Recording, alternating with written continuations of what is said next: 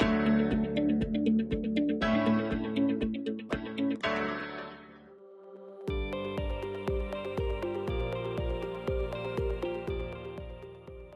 Students, आज हम बात करेंगे सेल के बारे में।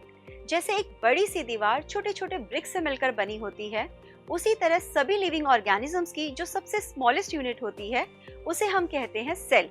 सो cell is the structural and functional unit of life. अगर हम सेल्स को ब्रॉडली क्लासिफाई करें तो सेल्स दो तरह के होते हैं, प्लांट सेल और एनिमल सेल। अब आप सोच रहे होंगे कि दोनों में क्या डिफरेंस है। Well, there are many differences.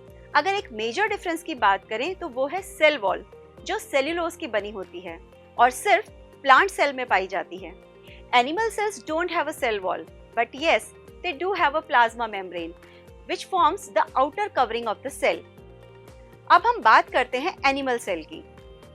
अगर हम ध्यान से देखें तो एनिमल सेल के सेंटर में एक डबल मेम्ब्रेन बाउंड न्यूक्लियस होता है और उसके आसपास कुछ और मेम्ब्रेन बाउंड सेल ऑर्गेनल्स होते हैं जो सेल को प्रॉपर फंक्शनिंग में हेल्प करते हैं।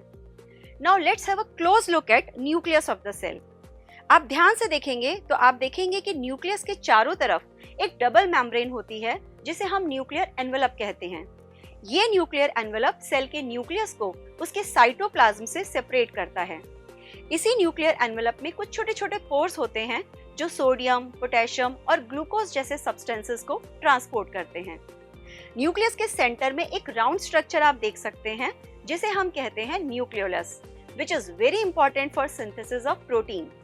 It also contains the genetic material which is called DNA.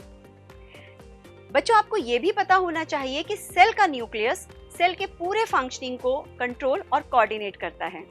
Now let's learn some important facts about nucleus. Nucleus was the first cell organelle to be discovered और इसको discover किया था Scottish botanist Robert brown ने। पूरे cell के volume का 10% हिस्सा nucleus cover करता है। So with this we end our today's class. अगली क्लास में फिर मिलेंगे एक नए टॉपिक के साथ। Till then, good bye.